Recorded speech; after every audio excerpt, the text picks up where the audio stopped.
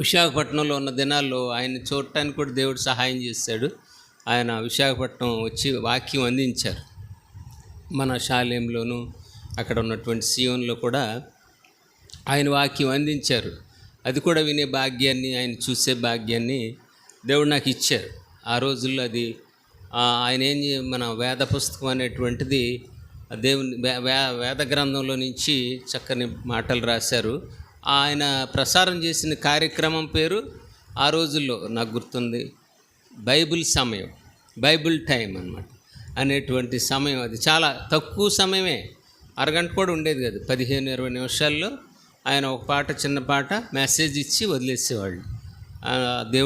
దేవుడు ఆ రోజుల్లో అలా దేవుని యొక్క వాక్యము ఎత్తబడింది అన్నమాట.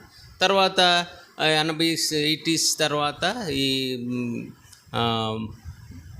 ఆర్ఆర్కే మూర్తి గారు, విశ్వవాణి, ఇవన్నీ వచ్చినాయి. విశ్వవాణి అట్లా దేవుడు మనం దేవుని యొక్క వాక్యాన్ని తెలుసుకుంటానికి చాలా సహాయం చేశాడు. ఈ రోజుల్లో అయితే చాలా ఛానల్స్ ఉన్నాయి, మనకు తెలుసు. వాటి అయితే మనం ఏది మనకి ప్రయోజనకరమో, ఏది మనకి మేలుకరమో అవే వినాలి. ప్రతిదీ మనం విని మన మైండ్ని డైవర్షన్ చేసుకోకుండా చూసుకోవాలని దేవుడు మనకు సహాయం చేయను గాక. దేవుడు మిమ్మల్ని ఆశీర్వదించును గాక. దేవుని వాక్యంలో నుంచి ఒక మాట చదువుకుందాం. తొందరగా నేను ముగిస్తాను, మీ సమయాన్ని ఎక్కువగా తీసుకోను. హెబ్రీయులకు రాసినటువంటి పత్రిక, అపోస్తలుడైన పౌలు హెబ్రీయులకు రాసిన పత్రిక 12వ అధ్యాయం, 12వ అధ్యాయంలోంచి 1, 2, 3 వచనాలు మనం మార్చి చదువుకుందాం. 1, 2 చాలండి. హెబ్రీయులకు రాసినటువంటి పత్రిక 12వ అధ్యాయం 1, 2 కలిసి చదువుకుందాం. Book of Hebrews chapter 12, 1 and 2. ఇంత గొప్ప సాక్షి సమూహము మేఘం వలె మనలను ఆవరించి ఉన్నందున మనము కూడా ప్రతి మార్మును సులువుగా చిక్కులు పెట్టు పాపమును విడిచిపెట్టి విశ్వాసమునకు కర్తయు దాన్ని కొనసాగించేవాడినైనా యేసు వైపు చూస్తూ మన ఎదుట ఉంచబడినటువంటి పందెములో ఓపికతో పరిగెత్తుదాము. ఆయన తన ఎదుట ఉంచబడిన పందెములు ఆనందంకు అవమానమును నిర్లక్ష్యపెట్టి సిలువను సహించి దేవుని సింహాసనం యొక్క కుడిపార్శ్వమున ఆసీనుడై ఉన్నాడు. ప్రార్థన చేసుకుందాం. పరిశుద్ధుడైన తండ్రి, ప్రేమడైన ప్రభువా, వందనాలు. ఈ యొక్క మధ్యాహ్న సమయంలో ప్రభువా నీ పాద సన్నిధిలో చేరి యవనస్తుల మధ్య ప్రభువా ఈ రీతిగా పాటలు పాడి ఆయన నీ దాసులు ప్రభువా మరి ఇమానియేలు తండ్రి, నీ కుమార్తె ప్రభువా మరి ఎంతో ప్రయాసపడి సుజాత నాయన ప్రభువా ఏర్పాటు చేశారు. వాళ్ళ యొక్క ఫలితానికి ఆయన ప్రభువా వారు చేసే కష్టానికి తగినటువంటి ఫలితాన్ని దయచేయమని ప్రార్థన. ఆయన ఇక్కడ చేరినటువంటి బిడ్డలందరిని బట్టి వందనాలు. వాడిని పాటలను బట్టి నేను స్తుతించిన విధానాన్ని బట్టి ఉదయకాలం నుంచి మాతో కూడా ఉన్నందుకు వందనాలు చెల్లిస్తూ ప్రభు ముందున్న సమయాన్ని మాకు దీవెనకరంగా, ఆశీర్వాదకరంగా, మేలుకరంగా చేసి మహిమ ఘనత ప్రభావాలు పొందుమని యవనస్తులను ప్రత్యేకంగా నాయన ప్రభు దీవించమని నాయన ప్రభు వారితో దాన్ని మాతో కూడా మీరు మాట్లాడమని యేసు క్రీస్తు వారి యొక్క పరిశుద్ధ నామములో ప్రార్థించి వేడుకుంటున్నాం తండ్రి. దేవునికి వందనాలు. మనం చదివినటువంటి ఈ మాటల్లో అపోస్తలుడైన పౌలు రాస్తాడు, ఎంత గొప్ప సాక్షి సమూహము మేఘం వలె మనలను ఆవరించి ఉన్నందున. మనకేంటంటే బైబిల్ గ్రంథంలో అనేకమైనటువంటి సాక్షి సమూహం రాయబడి ఉందన్నమాట. అన్నీ ఇప్పుడు బైబిల్ రాయబడినటువంటి 66 గ్రంథాల్లో కూడా అనేకమైనటువంటి వ్యక్తుల గురించి రాయబడింది. మనం ఆదికాండం మొదలుకొని ప్రకటనల గ్రంథం వరకు చూసుకున్నట్లయితే వాళ్ళంతా సాక్షి సమూహం, వాళ్ళు విట్నెసెస్ అన్నమాట. ఇప్పుడు చూడండి, ఏదన్నా ఒక విషయం నిరూపింపబడాలంటే విట్నెస్ కావాలన్నమాట. అయితే వీళ్ళు ప్రత్యేకంగా చూసి విని దాన్ని అనుభవించి రాసినటువంటి ఆ యొక్క సాక్షులు అన్నమాట. మన బైబిల్లో ఉన్నటువంటి ప్రతివారు. మనం డానియేల్ గురించి విన్నాం. డానియేల్ గారు కూడా ఆయన అట్లాగే ఆయన చిన్నప్పటి నుంచి కూడా చాలా దీనుడిగా జీవించాడు. దేవుని యందు భయభక్తులతో జీవించాడు. అందుకనే తమ దేవుని ఎరిగిన వారు గొప్ప కార్యాలు చేసేదరని రాయబడి ఉంది 11వ అధ్యాయంలో. చాలా సంతోషం. అంటే నేను అనుకోలేదు, ఇమానియేలుకి కూడా చెప్పలేదు నేను ఏ వాక్యం చెప్తాననేది. కానీ దేవుడు నేను దానియేలు గురించి మొట్టమొదటిగా మాట్లాడదామని అనుకున్నాను. అదే విషయాన్ని పాట ద్వారా కూడా దేవుడు వినిపించాడు. దేవునికి వందనాలు చెల్లిద్దాం. దానియేలు గురించి దానియేలు, షడ్రకు, మెషకు అనేటువంటి వారు ఉన్నారు. వారిలో కొన్ని విషయాలు వారి యొక్క జీవితాల్లో నుంచి మనం నేర్చుకుందాం. ఎందుకంటే వాళ్ళు సాక్షి సమూహంగా ఉన్నారు. అపోస్తలుడైన పౌలు మనకు చెప్తున్నాడు అనమాట, వాళ్ళు గొప్ప సాక్షి సమూహం. ఎలాంటి సాక్షి సమూహం అంటే ఇక్కడ రాయబడి ఉంది. ఎటువంటి సాక్షి సమూహం అని రాయబడి ఉంది? ఆవరించి ఉన్నందున మనము కూడా ప్రతి భారమును సులువుగా చిక్కులు పెట్టు పాపమును విడిచిపెట్టి విశ్వాసమును కర్తయు దాన్ని కొనసాగించి వాడినైనా యేసు వైపు చూచుచు. వీళ్ళందరూ కూడా యేసు వైపు చూసినటువంటి వారు, యేసుక్రీస్తుని ఎరిగినటువంటి వారు, రుచి చూచి తెలుసుకున్నటువంటి వారు అన్నమాట. మీ యొక్క దానియేలు అందులో ఒకడు. ఆయన గురించి ఆయన యొక్క ప్రత్యేకంగా ఆయన బాల్యము, తర్వాత విద్యాభ్యాసం, యవన దశ గురించి ఇప్పుడు మొదటి అధ్యాయంలో రాయబడి ఉన్నది. కొన్ని విషయాలు మనం చూద్దాం. దానియేలు గ్రంథం మొదటి అధ్యాయం మొదటి వచనం చదవండమ్మా ఎవరన్నా. దానియేలు గ్రంథం మొదటి అధ్యాయం మొదటి వచనం. యోధారాజగు యెహోయాకీము ఏలుబడిలో 3వ సంవత్సరమున బబులోను రాజగు నెబుకద్నెజరు యెరూషలేము మీదికి వచ్చి దాన్ని ముట్టడి వేయగా. ఇక్కడ చూసినట్లయితే మొదటి వచనం ఇక్కడ యెరూషలేము మీద దండయాత్రలు జరుగుతూ ఉండే. ఎందుకంటే యెరూషలేములో ఏదో విస్తారమైన ధన సంపద ఉందనేసి యెరూషలేములో ఉన్నటువంటి యూదుల మీద ఎప్పుడు కూడా దండయాత్రలు జరుగుతూ ఉండే. అంతేకాకుండా మన భారతదేశంలో కూడా అనేక సార్లు మన భారతదేశం మీద కూడా దండయాత్రలు జరిగినాయి. అట్లా ఇక్కడ కూడా ఒక దండయాత్ర జరిగిందనమాట. జరిగినప్పుడు ఏం జరిగిందంటే 2వ వచనం, ప్రభు యూదారాజగు యెహోయాకీమును దేవుని మందిరంలోని శేషించిన ఉపకరణములను ఆ రాజు చేతికి అప్పగించను గనుక అతడు ఆ వస్తువులను షీనారు దేశంలోని తన దేవతాలయమునకు తీసుకొని పోయి తన దేవతాలయపు బొక్కసములో ఉంచాను. చూడండి, ఇక్కడ నెబుకద్నెజరు ఇక్కడికి వచ్చాడు అనమాట, దండెత్తి స్థలానికి వచ్చాడు.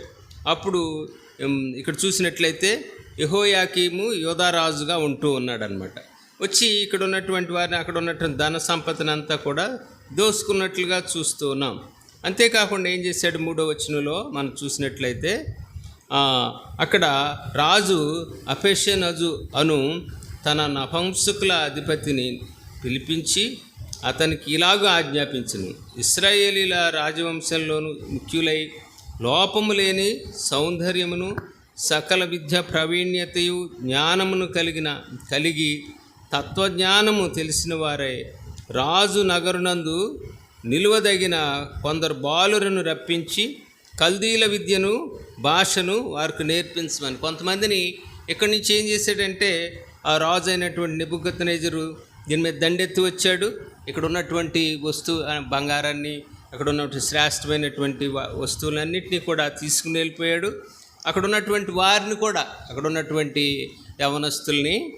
యవనస్తులైనటువంటి మగవారిని అనమాట, వారిని కూడా తీసుకుని వెళ్ళినట్లుగా చూస్తూ ఉన్నాం. తీసుకుని వెళ్ళి ఏం చేస్తున్నాడంటే ఇక్కడి నుంచి తీసుకెళ్ళాడు. వాళ్ళకి కూడా అక్కడ రాజ్యాన్ని చేయటానికి, కొంతమంది పని చేయటానికి పనివారు కావాలి కదా, యవనస్తులు బలవంతులు కావాలి.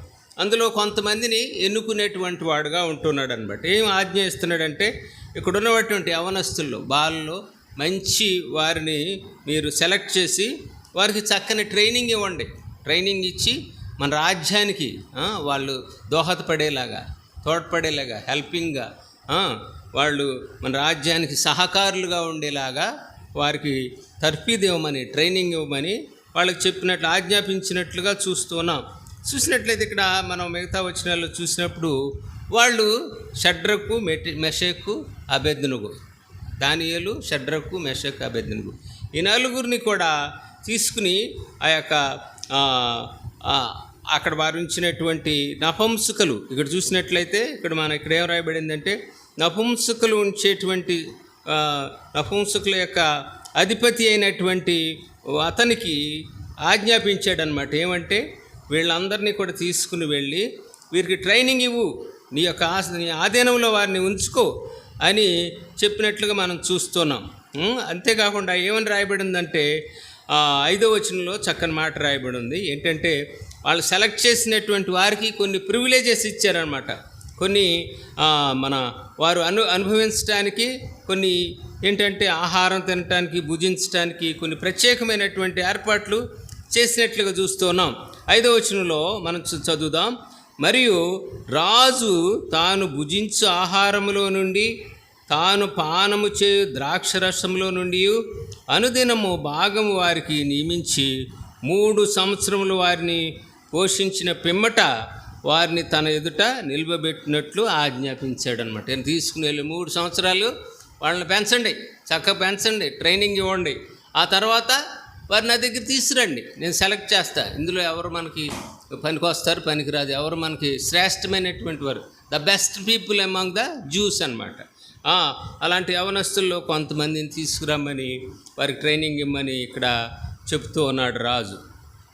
అప్పుడు 6వ వచనంలో చూసినట్లే యూదుల్లో నుండి దానియేలు, హనన్యా, మిషాయేలు, అజర్యా అను వారు వీరిలో ఉండిరి.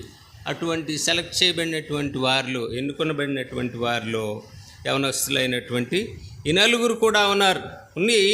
వాళ్ళు నపుంసకుని యొక్క నపుంసకుల అధిపతి అయినటువంటి అతని కింద వాళ్ళు ఉండేటువంటి వారుగా ఉంటున్నారు. ఆ నపుంసకుల అధిపతి ఏం చేస్తున్నాడంటే వీళ్ళు తీసుకుని వచ్చి తన కింద పెట్టుకున్నాడు అనమాట. కొంతమంది అనుకుంటూ ఉంటారు దానియేలు, షడ్రకు, మెషకు, అబేద్నెగో అనేవాళ్ళు ఆ యొక్క నపుంసకులు అధిపతి కింద ఉన్నారు కాబట్టి వీళ్ళు కూడా నపుంసకులేమోనని కొంతమంది చెప్తూ ఉంటారు. అది కానీ చాలా తప్పు. ఎందుకంటే ఆ రోజుల్లో మనం కూడా చూసినట్లయితే రాజులు, పూర్వకాలంలో మేము హిస్టరీలో కూడా చదువుకున్నాం, ఏంటంటే కొంతమంది రాణుల దగ్గర పనిచేయటానికి,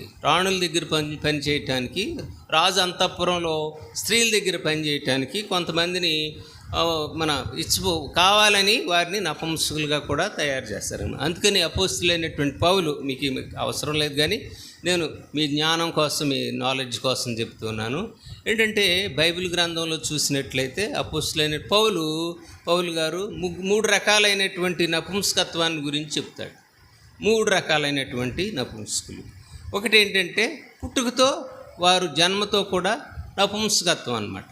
నపుంసకత్వంతో జన్మతో వాళ్ళు మనం చూసినట్లయితే కొంతమంది జన్మతో కూడా వాళ్ళు నపుంసకులు. మనం చూసినట్లయితే రోడ్ల మీద అక్కడక్కడ బ్యాగింగ్ చేసుకుంటూ వారు ఒక ప్రత్యేకంగా ఒక స్థలంలో ఉంటారనమాట. వాళ్ళు మొదటి వారు వివాహం చేసుకోరు, ఏం చేసుకోరు. రెండవది అపోస్తులైన పౌలు రాస్తాడు, ఏంటంటే రాణుల దగ్గర రాజు అంతఃపురంలో వారికి పరిచర్యలు చేయటానికి కొంతమందిని కావాలని ఉద్దేశపూర్వకంగా వారిని నపుంసకులుగా చేస్తారనమాట. రాజులు తీసుకుని వెళ్ళి వాళ్ళు 2వ తరగతి వాళ్ళు జన్మతో నపుంసకులు కాదు కానీ వాళ్ళని నపుంసకులుగా తయారు చేస్తారనమాట. మూడవది అంటే నపుంసకత్వం అంటే మనం చూసారా, గిత్తలని ఉంటాయి. అంటే మీకు ఎగ్జాంపుల్, మీకు జనరల్ నాలెడ్జ్ కోసం చెప్తున్నాను. ఇప్పుడు ఆబోతులు, గిత్తలు అంటే దున్నుతూ ఉంటాయి అన్నమాట. వాటికి వాటి ఏంటంటే పని చేస్తానికి ఉపయోగపడతాయి. అలాగా రాణుల దగ్గర పని చేయడానికి కొంతమంది.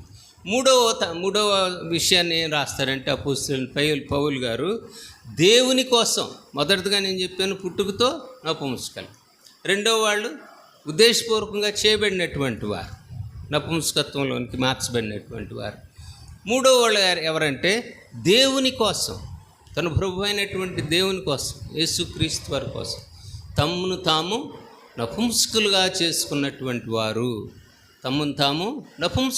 చేసుకున్నటువంటి వారు కలరు అని చెప్తూ అపోస్తలుడైన పౌలు ఏం చెప్తాడంటే తమను తాము దేవుని కోసం నపుంసకులుగా చేసుకున్నటువంటి వారు ధన్యులు అని చెప్తాడు.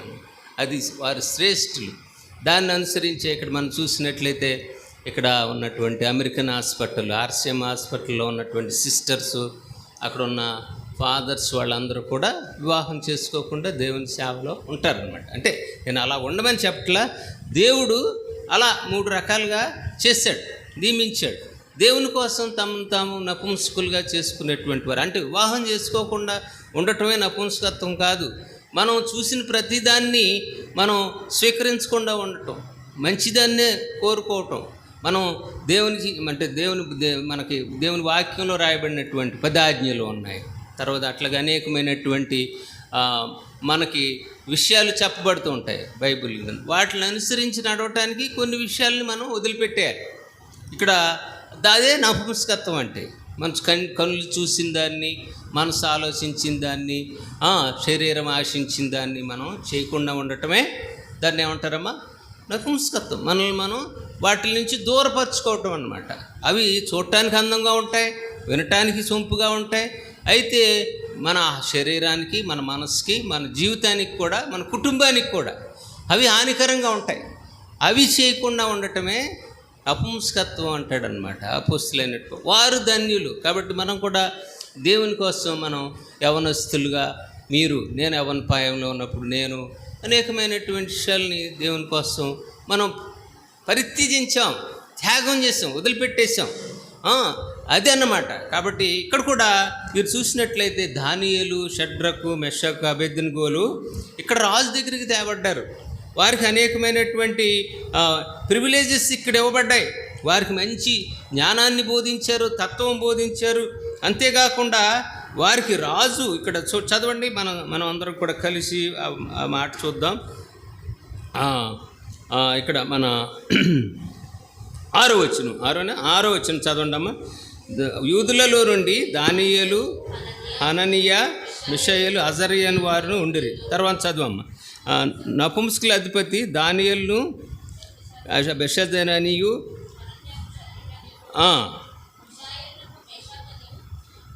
తర్వాత అబేద్నెగో అనేటువంటి పేర్లు వాళ్ళకి పెట్టారనమాట. పెట్టి ఏం చేశారు?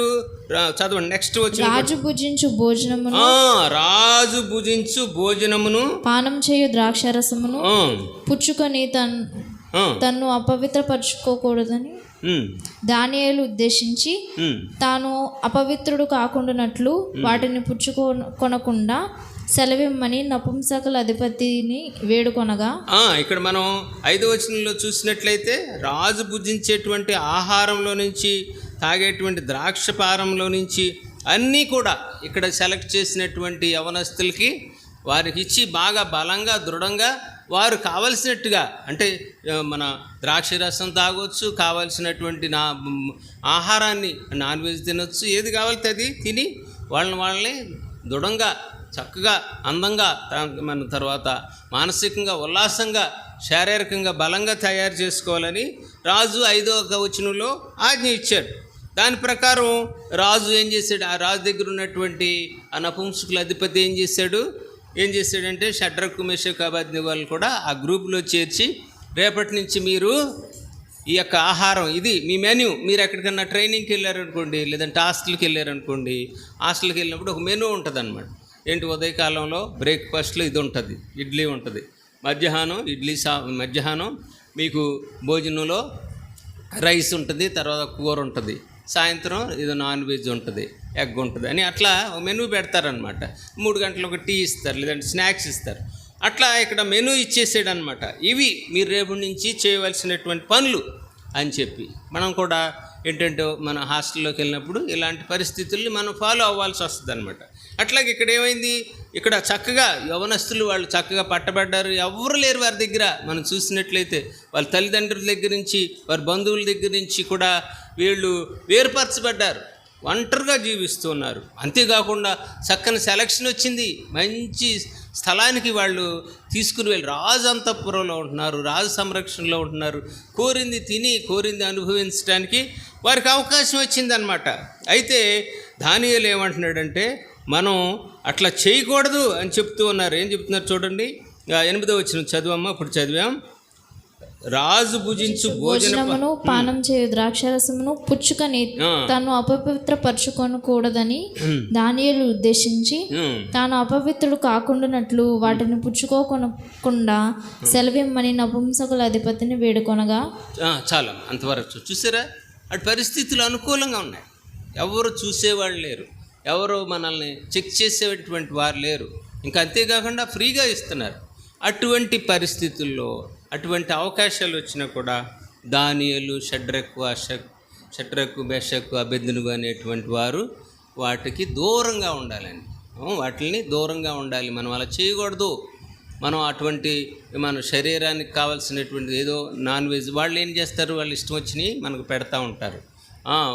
తర్వాత నాన్ వెజ్ వాళ్ళ ఆ రోజుల్లో ఏంటంటే యూదుల ఆచార ప్రకారం దేవతలకి లేదంటే మన ఇతరులు వధించినటువంటి ఆహార పదార్థాలు ఎస్పెషల్లీ ఏంటంటే నాన్ వెజ్ వారు తినరు అనమాట. వాళ్ళే ప్రత్యేకంగా వాటిని ఏర్పాటు చేసుకుని బలి అర్పించినట్లుగా వారి యెహోవా నామంలోనే ఏదైనా చేస్తూ ఉంటారు.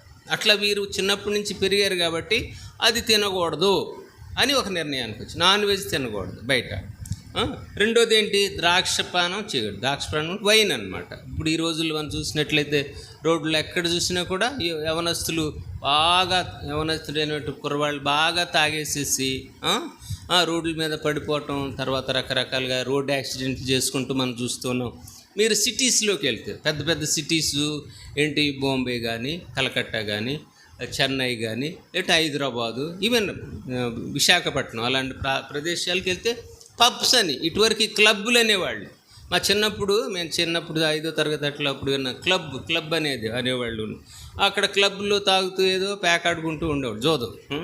అయితే ఇప్పుడు పబ్స్ అని వచ్చినాయి అనమాట. పబ్స్ ఏంటి, ఆడవాళ్ళు లేదు మగాళ్ళు తేడా లేదు, ఇష్టం వచ్చినట్టు తాగటం, పాటలు చక్కని ఏదో వాళ్ళకి అనుకూలం ఇష్టమైనటువంటి పాటలు, వాళ్ళకి అనుకూలమైన పాటలు పాడుకుంటూ డ్యాన్సులు చేసుకుంటూ అర్ధరాత్రి వరకు వాళ్ళ ఇష్టం అనమాట. హైదరాబాద్లో దాని గురించి నేను న్యూస్ పేపర్లో కూడా చదివాను. చాలా మత్తు పదార్థాలు సేవిస్తూ, మత్తు పదార్థాలు అంటే మన డ్రగ్స్ అన్నమాట, అవి కూడా యూజ్ చేసుకుని శరీరాన్ని పాడు చేసుకుని వారి యొక్క మనసును పాడు చేసుకుని ఆరోగ్యాన్ని పాడు చేసుకునేటువంటి పరిస్థితులు అక్కడ ఉన్నాయన్నమాట. పబ్స్లో కానీ ఈ తర్వాత ఈ యొక్క వైన్ షాప్ ఇప్పుడు మనం చూస్తున్నాం, లిక్కర్ షాప్స్ వాటి దగ్గర మనం చూసినట్లయితే ఆ వైన్ షాప్స్ ఉంటాయి. అక్కడ కూర్చుని బార్లో తాగేసేసి కొన్నిసార్లు కొట్టుకుంటూ ఉంటారనమాట. అట్లాంటి పరిస్థితులు వేరు కలిగినాయి. అయితే వాటికి దూరంగా ఉండాలని వాళ్ళు ఒక నిర్ణయాన్ని తీసుకుని ఆ నపుంసకుల అధిపతిని దగ్గరికి వచ్చి ఆయన్ని రిక్వెస్ట్ చేస్తున్నారు, బాబు మాకు ఆ యొక్క పర్మిషన్ ఇవ్వండి అంటాడు. నా యొక్క మీరు చూసినట్లయితే కింద వచ్చిన వాళ్ళు చూసినట్లయితే నన్ను రాజు చంపేస్తాడు, మీరు అట్లా చేసి ఒకవేళ మీ ముఖాలు మన నీరసంగా ఉన్నాయనుకో మమ్మల్ని రాజు పిలిచి చంపేస్తాడు, కాబట్టి మేము అట్లా నేను చేయటానికి కుదరదయ్యా. ఇక్కడ చూడండి, మన 10వ వచ్చిన చివరి భాగంలో ఇట్లా రాయబడి ఉంటుంది, మీ ఈడు బాలుర ముఖముల కంటే మీ ముఖములు కృషించినట్లు ఆయనకు కనబడిన నేల, అట్లయితే మీరు రాజు చేత నాకు ప్రాణాపాయం కలుగజేతురని మన నపుంసకుల అధిపతి అయినటువంటి వాడు ఈ యవనస్తులకి చెప్తున్నా. అయ్యా మీరు చెప్పినట్టు మీరు ఇవి నా వెజిటేరియన్ తింటానంటున్నారు, తర్వాత ఇటువంటి మత్తు పదార్థాలు తాగనంటున్నారు కదా, దానివల్ల మీ ఆరోగ్యం లేదంటే మీ ముఖాలు ఆ యొక్క మిగతా వారి కంటే కృషించినట్లుంటే రాజు నన్ను చంపేస్తాడు, ఎందుకు నువ్వు పర్మిషన్ ఇచ్చావని అని అన్నప్పుడు వాళ్ళు రిక్వెస్ట్ చేసి, అయ్యా మాకు 10 దినాలు సమయం 15 దినాలు సమయం ఇచ్చి చూడు 10 దినాలు సమయం ఇచ్చి చూసినట్లయితే ఒకవేళ మా ముఖాలు వారి ముఖాల కంటే కృషించిపోయి ఉన్నట్లయితే మాకు నువ్వు చెప్పినట్లే చెయ్యి అని చెప్పి వీళ్ళు మొరపెట్టుకున్నారు. అయితే దేవుడు అతనికి కనికరాన్ని పుట్టించి, ఎందుకంటే వీళ్ళు దేవుని మీద ఆధారపడిన వాళ్ళు. ఈ కార్యాలు ఎవరు చేయగలరు? తమ దేవుని ఎరిగినటువంటి వాళ్ళే గొప్ప కార్యాలు చేస్తారు. యేసు ప్రభుని మనం అంగీకరించినటువంటి వారంగా, దేవుని గురించి తెలుసుకున్నటువంటి వారంగా మనం బయట ఉన్నప్పుడు, లేదంటే బయట మనం తిరిగేటప్పుడు, లేదంటే ఎక్కడికి వెళ్ళినా కూడా మన యొక్క క్యారెక్టర్ అంటే మన గుణగణాలని మనం కాపాడుకోవాలి. మనల్ని మనం దేవునికి అనుకూలంగా జీవించాలి. అంతేకాకుండా మనం ఏంటంటే కొన్ని కట్టుబాట్లు దేవుడు మనకు నియమించాడు, కొన్ని కట్టుబాట్లు మనకు ఇచ్చాడనమాట. ఇట్లాంటివి చేయకూడదు, మన అబద్ధం ఆడకూడదు, దొంగతనం చేయకూడదు, వ్యభిచారం చేయకూడదు, ఇట్లాంటి మత్తు పదార్థాలు సేవించకూడదు, చెడ్డవారితో స్నేహం చేయకూడదు అనేటువంటి కొన్ని నిబంధనలు దేవుడు మనకి అనుగ్రహించాడు. వాటిని మనం పాటించి వాటి ప్రకారం నడుచుకున్నట్లయితే దేవుడు మనల్ని ఆశీర్వదించేటువంటి వాడుగా ఉంటాడనమాట. వీళ్ళని చూసినట్లయితే దానియేలుని షడ్రకు మేషకు అబేద్నెగోని మనం ఈ యొక్క చాప్టర్లో చూసినట్లయితే దేవుడు బహుగా ఆశీర్వించినట్లుగా చూస్తున్నాం. మనం ఈ దానియేలు గ్రంథం అంతా చదివితే దానియేలుని ఆ యొక్క మన ఆయన ఇక్కడ ఉన్నప్పటికీ కూడా అక్కడ దాస్యంలో ఉన్నప్పటికీ కూడా ఎక్కడ దాస్యంలోకి వెళ్ళిపోయారు వాళ్ళు? బబులోను దాస్యంలోనికి వెళ్ళిపోయారు. అక్కడ ఉన్నప్పటికి కూడా రాజు అంతటి వాడుగా అంతటి ఏలికగా దానియేలుని హెచ్చించాడనమాట. మన 6వ అధ్యాయంలో చూసిన తర్వాత 11వ అధ్యాయంలో మనం చూసినట్లయితే దానియేలు గ్రంథంలో దానియేలుని బహుగా హెచ్చించాడు. ఎందుకని? తన యొక్క శరీరాన్ని, తన మనస్సును, తన ఆత్మను తర్వాత పాడు చేసుకోలేదు, కల్మషం చేసుకోలేదు, దేవుని మీద కేవలం ఆధారపడ్డాడు అనమాట. ఇక్కడ చూసారు వాళ్ళు దేవుని మీద ఆధారపడినట్టుగా చూస్తున్నాం. 15వ వచనం చదవండి. 10 దినములైన పిమ్మట వారి ముఖములు రాజు భోజనము భుజించు బాలుర ముఖముల కంటే సౌందర్యంగాను కళగాను కనబడాను. చూడండి, వాళ్ళు మిగతా వాళ్ళు అనుకున్నది వీళ్ళు ఏం చెప్పి పిచ్చోళ్ళరా, వీరేంటి వీళ్ళు తింటలేదు అని అనుకుని ఉండొచ్చు. కాకపోతే వారుని దేవుడు ఆశ్రయించినట్లుగా దేవుడు వారితో ఉన్నట్లు వారు తిన్నదాన్నే దీవించాడు, వారికి ఉన్నదాన్నే దేవుడు ఆశ్రయించాడు. ఎందుకంటే దేవుని కోసం వాళ్ళు జీవిస్తూ ఉన్నారు కాబట్టి దేవునికి వాళ్ళు గొప్ప. అందుకనే అపోస్తలుడైన పౌలు ఏం రాస్తాడంటే గొప్ప సాక్షి సమూహం, వారు మనకు సాక్ష్యంగా ఉన్నాడు. మనం దేవుడు ఇప్పుడు దానియేలు గురించి నేను చెప్తున్నానంటే ఇక్కడ రాయబడి ఉన్నది అంటే అది చదువుతున్నామంటే దానియేలు నాతో మాట్లాడుతున్నాడు, దానియేలు మీతో మాట్లాడుతున్నాడు. అయ్యా నాకు ఇలాంటి శోధన వచ్చింది, ఇలాంటి పరిస్థితులు నాకు కలిగినాయి, నేను వాటికి లొంగల, నేను దేవుని మీద ఆధారపడ్డాను, ప్రార్థన చేసుకున్నాను, దేవుడు నన్ను తప్పించాడు. అంతేకాదు నన్ను హెచ్చించాడు. ఇంకేం చేశాడు? నన్ను దేవుడు హెచ్చించాడు రాజు ఎదుట. చూడండి 19వ వచనంలో ఏం రాయబడి ఉంది చూడండి అమ్మా. రాజు వారితో అంతకుముందు పైన చదవండి 18వ వచనం. 18. నెబుకద్నెజరు తన సముఖమునకు వారిని తేవవలనని ఆజ్ఞ ఇచ్చి నియమించిన దినములు కాగానే నపుంసకుల అధిపతి రాజు సముఖంలో వారిని నిలవబెట్టాడు. కాబట్టి ఆ 3 సంవత్సరాలు అయిపోయినాయి అన్నమాట. 3 సంవత్సరాలు ట్రైనింగ్ పీరియడ్ అయిపోయిన తర్వాత నెబుకద్నెజరు వీళ్ళందరినీ కూడా, యవనస్తులందరినీ కూడా తన ఎదుట నిలవబెట్టి ఇందులో ద బెస్ట్ పీపుల్ని సెలెక్ట్ చేస్తూ ఉన్నాడు అనమాట. అందులో 19 వచ్చినప్పుడు చూసినట్లయితే రాజు వారితో మాట్లాడగా వారందరిలో దానియేలు హనన్య మిషాయేలు అజర్యా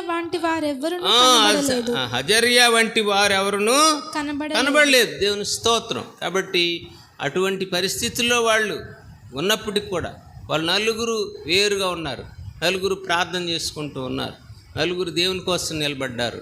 ఆ తర్వాత వారు ద్రాక్షరసాన్ని యొక్క మత్తు పానీయాలతో వారి యొక్క దేహాలని, శరీరాలని కల్మషం పాడు చేసుకోలేదు. తర్వాత వాళ్ళు పెట్టేటువంటి ఆహార పదార్థాలను భుజించలా. అక్కడ ఇంకా వేరే కార్యక్రమాలు కూడా ఉంటాయి, చెడ్డ కార్యక్రమాలు ఉంటాయి, అన్నింటిలో ఎంటర్టైన్మెంట్స్, వాటిలోకి వెళ్లకుండా తాము కాపాడుకున్నారు. అందుకనే రాజు యొక్క అంతఃపురంలో అత్యున్నతమైనటువంటి స్థానంలో ఉండటానికి ఈ నలుగురిని కూడా రాజు ఏం చేశాడు?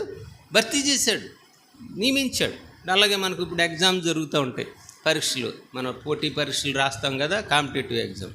అందులో కూడా వాళ్ళు సెలెక్ట్ చేస్తూ ఉంటారు అన్నమాట, చేసి ఇంటర్వ్యూస్ కూడా చేస్తూ ఉంటారు. చేసిన తర్వాత ట్రైనింగ్ పంపుతారనమాట. ట్రైనింగ్లో నుంచి కూడా మంచిగా సెలెక్ట్ అయిన వాళ్ళని అట్లా ఐఏఎస్, ఐపీఎస్ ఇలా కొన్ని మంచి ఉద్యోగాలు, గ్రూప్ 1 ఉద్యోగాలు, గ్రూప్ 2 ఉద్యోగాలకి సెలెక్ట్ చేస్తూ ఉంటారు.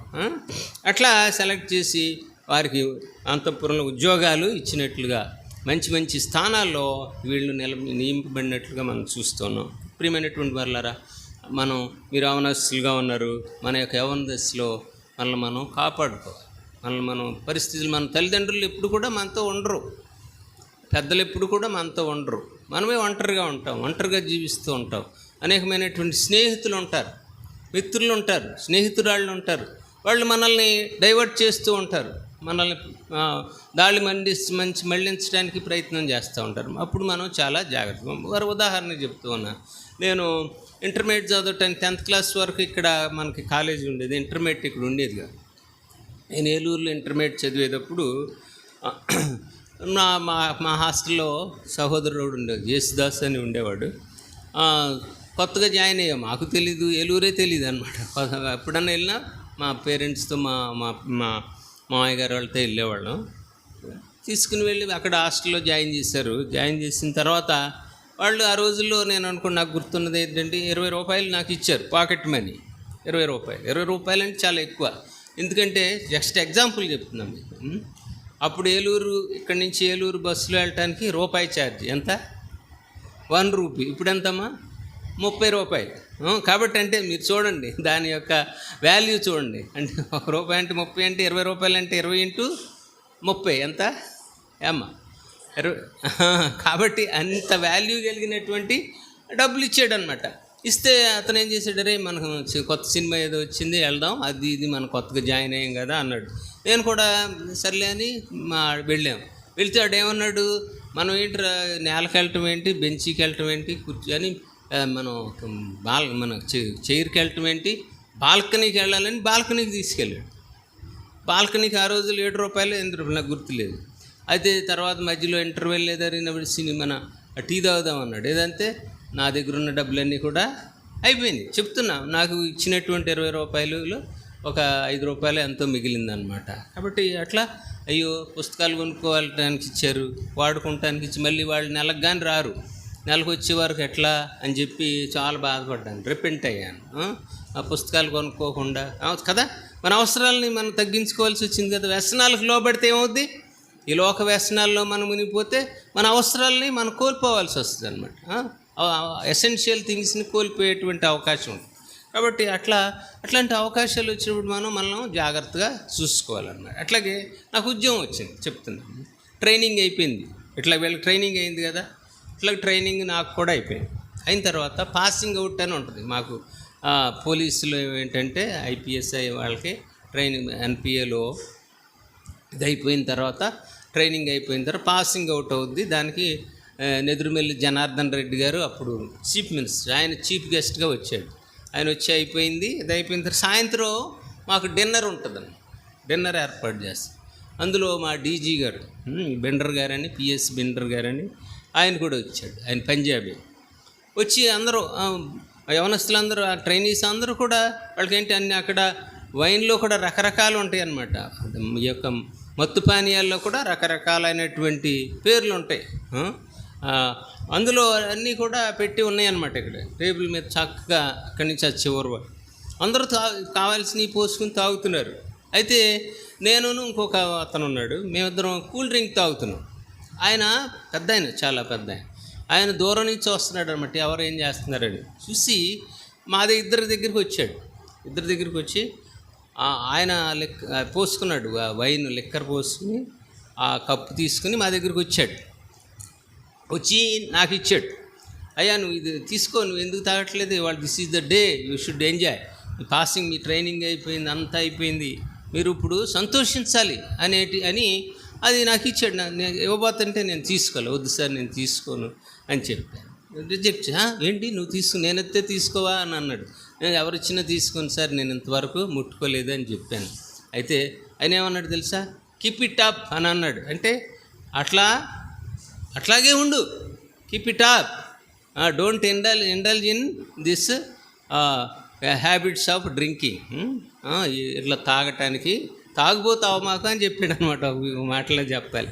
కాబట్టి ప్రియమైనటువంటి వారులారా, అట్లా మనం ఉన్నప్పుడు దేవుడు మనల్ని ఆశ్రయించేవాడుగా ఉంటాడు. మనం ఇతరులకి ఒక మార్గదర్శంగా ఉంటాం. వీళ్ళు కూడా దానియేలు గురించి ఈరోజు ఎందుకు మనం మాట్లాడుతున్నాం, షడ్రకు మెషకు అబేద్నెగో గురించి మనం ఎందుకు మాట్లాడుకుంటున్నాం, వాళ్ళ జీవితాలు మనకు ఆదర్శం. అందుకనే అపోస్తలుడైన పౌలు 12వ అధ్యాయంలో ఎబ్రిల్కి రాసిన పత్రికలు ఏమంటాడంటే, ఇంత గొప్ప సాక్షి సమూహాన్ని మనకి ఒక మాదిరిగా ఉంచాడు. కాబట్టి వారిని మనం అనుసరించి జీవించినప్పుడు మన జీవితాలు కూడా ఆశీర్వించబడతాయి, దీవించబడతాయి, ఎంతో హెచ్చించబడతాయి. కాబట్టి ఆ రీతిగా మనం ఉండాలని దేవుడు ఆశపడుతూ ఉన్నాడు. ఆ రీతిగా మనం ఉండాలని ఆశపడుతూ ఉన్నాడు. మన జీవితాలు అలా ఉండాలని.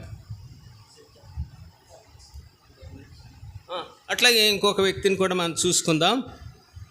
ఇంకో బైబిల్ గ్రంథంలో నుంచి ఎస్తేరు గ్రంథం 8వ ఎస్తేరు జీవితంలో కూడా మనం చూసినప్పుడు ఆవిడ కూడా చాలా మన కఠినమైనటువంటి పరిస్థితుల్లో వచ్చింది. ఎస్తేరు తన జీవితాన్ని మనం చూసినట్లయితే ఎస్తేరు గురించి కూడా కొన్ని మాటలు చదువుకుని మనం ముగిద్దాం. నేను ముగించేస్తాను. 2వ అధ్యాయం చదవండి. 5వ వచనం చదవమ్మా. 2:5 కాబట్టి చదవండి. షుషాను కోటలో బెన్యామీనుడగు కీషునకు పుట్టిన షీమీ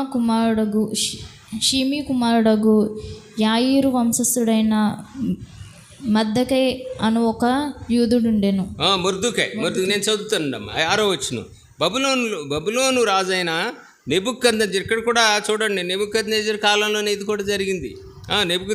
నెబుకద్నెజరు యోధారాజైన యొకొన్యాను పట్టుకొని పోయినప్పుడు అతడు యొకొన్యాతో పాటు యెరూషలేము నుండి చెరపట్టిన వారిలో ఒకడు తన పినతండ్రి కుమార్తె అయినటువంటి అదజ్జా అను ఎస్తేరు తల్లిదండ్రులు లేనిదే ఉండగా అతడు ఆమెను పెంచుకొనెను. ఆమె అందమైన రూపమును సుందర ముఖమును గలదయ్యుండెను. ఇక్కడ చూసినట్లు ఇప్పుడు కూడా ఇక్కడ ఇశ్రాయేలీల్ని పట్టుకుపోయారు. ఆ గ్రూప్లోనే వీళ్ళు కూడా ఉండొచ్చు. పట్టుకుని వెళ్ళిపోయిన తర్వాత ఏమైందంటే అందులో మొర్దుకై ఉన్నాడనమాట. మొర్దుకై యొక్క చిన్నతండ్రి కుమార్తె పినతండ్రి కుమార్తె ఎవరో ఎస్తేరు అసలు పేరేంటమ్మా? అదజ్జా. ఆమె కూడా ఉందన్నమాట. తల్లిదండ్రులు లేరు. అయితే ఈ యొక్క మొర్దుకై తీసుకుని వెళ్ళి ఆమెను పెంచినట్లుగా చూస్తున్నాం. చూసినప్పుడు 9వ వచనం చూడండి. ఆ చిన్నది అతని దృష్టికి ఇంపైనది కనుక ఆమె అతని వల్ల దయ పొందిన. ఎవరు పొందారు? ఇక్కడ ఏం చేశాడంటే అక్కడి నుంచి రాజు యొక్క భార్యకి సెలక్షన్కి వచ్చిందనమాట. రాణిగా సెలక్షన్ అవడానికి పని వచ్చింది. సెలక్షన్ కోసం ఆ రోజుల్లో రాజులు రాణులను సెలెక్ట్ చేసుకునేవాళ్ళు అనమాట. అందమైనటువంటి వాళ్ళని తీసుకుని అన్ని విషయాల్లో గుణగణాలన్నీ కలిగినటువంటి వాళ్ళని సెలెక్ట్ చేసుకునేవాళ్ళు. ఆ యొక్క సెలక్షన్ ప్రాసెస్లోకి ఈ యొక్క మన ఎస్తేరుని కూడా మొర్దుకై పంపించినప్పుడు ఏమంటాడంటే కొన్ని మాటలు చెప్తాడు. చూడండి 10వ వచనం. మొర్దుకై నీ జాతిని నీ వంశమును కనుపరచకూడదని ఎస్తేరునకు ఆజ్ఞాపించి ఉండేను కనుక ఆమె చూడండి ఎక్కడ చోటుకి వెళ్ళినప్పుడు ఎట్లా ఉండాలమ్మా అని ఇక్కడ బోధిస్తూ ఉన్నాడు అనమాట ఎస్తేరుకి. అమ్మా నువ్వు పలానా రాజు యొక్క సెలక్షన్కి వెళ్ళావు, నువ్వు ఏ విషయాలు మాట్లాడాలి, నువ్వు యూదురాలు అని లేదంటే నీ యొక్క వ్యక్తిగత విషయాలు అక్కడ మాట్లాడొద్దు అని అక్కడ ఆజ్ఞాపించినట్లుగా చూస్తున్నాం. అంతేకాకుండా అప్పుడు ఆజ్ఞాపించినప్పుడు ఆమె ఆ రీతిగా చేసినట్లుగా మనం చూస్తూ ఉన్నాం. ఎస్తేరు జీవితంలో చూసినట్లయితే ఆమె తల్లిదండ్రులు లేరు. చిన్నప్పుడే తన తల్లిదండ్రులు మరణించారు. ఎంతో దేన స్థితిలో తన యొక్క పినతండ్రి తన తమ్ముడైనటువంటి పినతండ్రి దగ్గర ఆమె పెరిగినట్లుగా చూస్తూ ఉన్నాం. చూసి అంతేకాకుండా ఆయన చెప్పినట్లుగా ఉంది. ఇక్కడ చూశారు కదా, మనం చూసాం. ఆయన చెప్పినట్లుగా ఎస్తేరు చేసినట్లుగా ఇక్కడ 11వ వచనంలో రాయబడి ఉన్నది. ఆమె చెప్పినట్లుగానే చేసిందనమాట. ఎస్తేరు ఎలాగుండెనో అది ఆమెకే సంభవించునో ఏంటంటే మన 10వ వచనం. మొర్దుకై నీ జాతిని నీ వంశమును కనుపరచకూడదని ఆమె చెప్పినట్లుగానే చేశాడు. అంతేకాకుండా 11వ వచనం చూడమ్మా. ఎస్తేరు ఎలాగుండెనో అది ఆమెకి ఏమీ సంభవించునో అది తెలుసుకున్నట్టుకై అంతఃపురం యొక్క ఆవరణలో ఎదుట ప్రతిదినము మొర్దుకై తీసుకెళ్ళి రాజు దగ్గర వదిలిపెట్టేసేసి నాకెందుకులని మొర్దుకై నా కూతురు కాదు కదా అని వదిలిపెట్టి ఊరుకోలా. ఏం చేశాడు? తల్లిదండ్రులుగా అంటే తను పెంచుకున్నటువంటి కుమార్తె అయినప్పటికీ కూడా మొర్దుకై ఏం చేశాడు? వాళ్ళ ఏళ్ళ శ్రద్ధ కలిగి ఉన్నాడు. ఎస్తేరుని లోపలికి పంపించేశాను, అక్కడ ఆమె ఏం జరుగుతుందో ఎలా ఉందో మొట్టమొదటిసారి బయటికి వెళ్ళింది అని చెప్పి ఆమె గురించి ఆసక్తిగా తను కనిపెడుతూ ఉన్నాడనమాట. కాబట్టి మనం కూడా పెద్దవారంగా మన బిడ్డల్ని వేరే చోట పంపించినప్పుడు, వేరే స్థలాలకి, స్కూల్స్ కానీ కాలేజెస్ కానీ అటుకొని పంపించినప్పుడు వారి గురించి మనం కూడా అటువంటి శ్రద్ధ కలిగి ఉండాలి.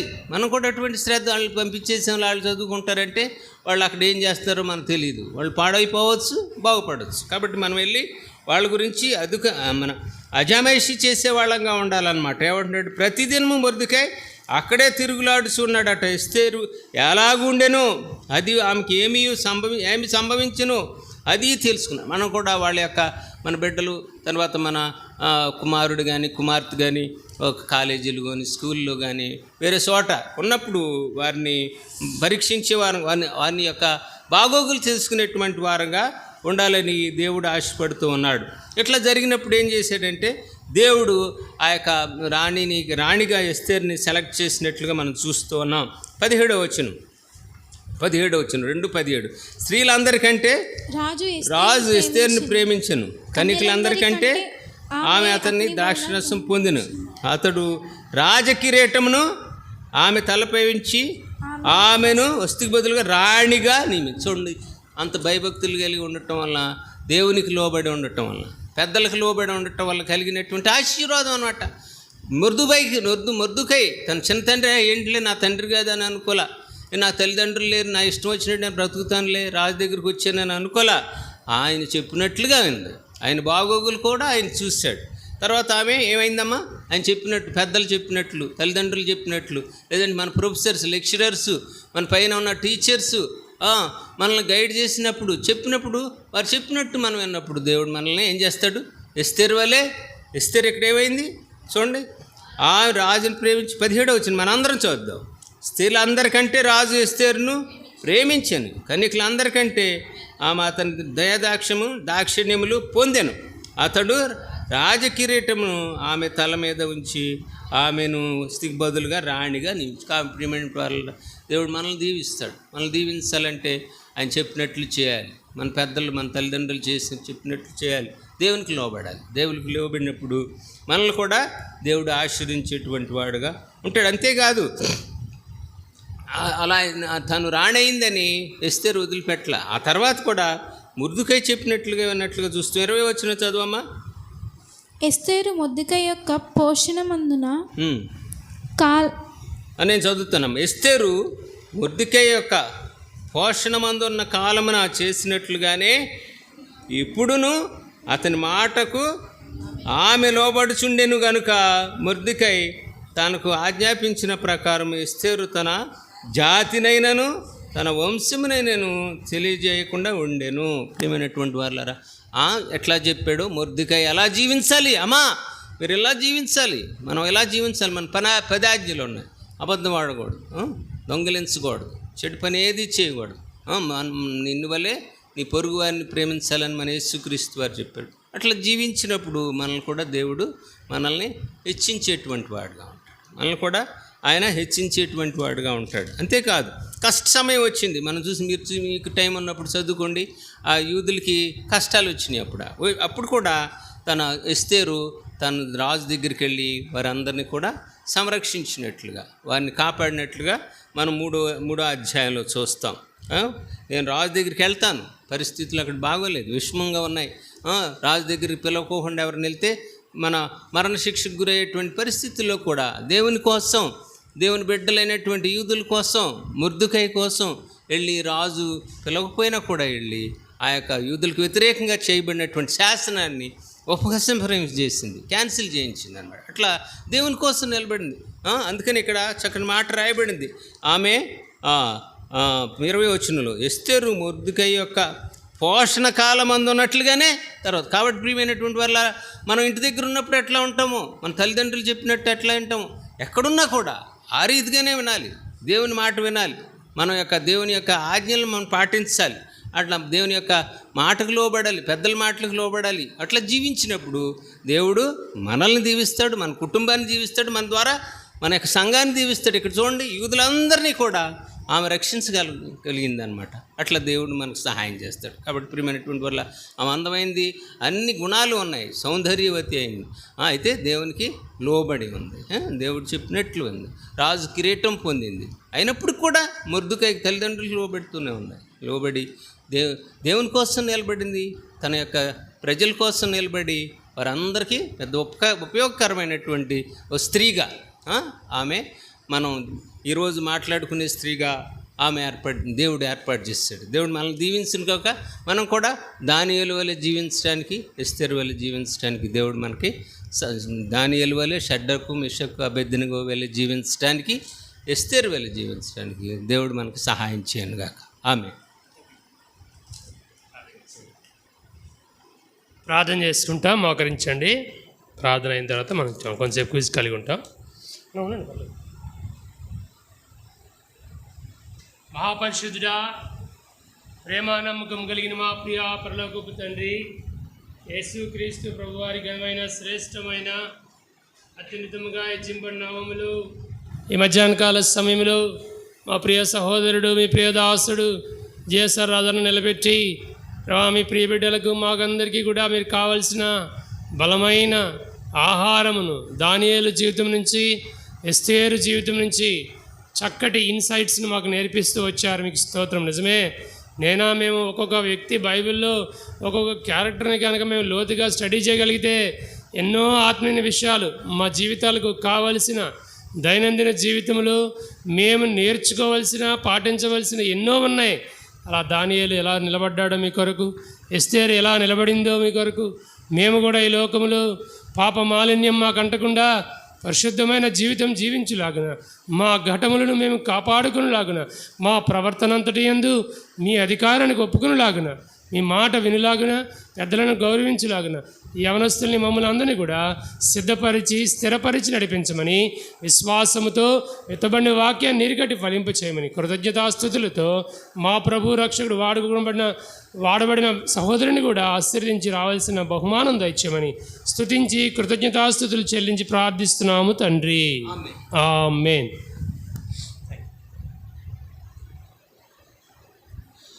Yes, right time and hot time. చెప్పండి, ఏ టైము? Right time. మీకు ఎలాగుందో కదా, నాకు మరి చాలా హాట్గా ఉంది. బయట క్లైమేట్ కాదు, టెన్షన్గా ఉంది. మీరు ఎలా ఆన్సర్ చెప్తారో, నేను ఏం క్వశ్చన్ చేయాలో, మీకు ఏం గిఫ్ట్లు ఇవ్వాలో, ఆ గిఫ్ట్లు కూడా జరిగిగా ఉన్నాయి పాపం. అవి వెయిట్ చేస్తున్నాయి ఎప్పుడు వెళ్ళిపోవాలి నా దగ్గర నుంచి అని. ఏమంటే కుదరదు, అది లెక్కే చెప్పినప్పుడు. లాస్ట్ వీక్ చెప్పినప్పుడు వద్దన్నా మేము వద్దు, మాకు అలాంటివి వద్దు, పెట్టొద్దు అంటే అయిపోయేది అక్కడే. లాస్ట్ వీక్ చెప్పినప్పుడు డింగ్ అని ఇప్పుడు అంటే కుదరదు. క్వశ్చన్ అంటే క్వశ్చనే. చెప్పండి, చూద్దాం ఎలా ఆన్సర్ చేస్తారు. మంచిదే, this is a kind of learning.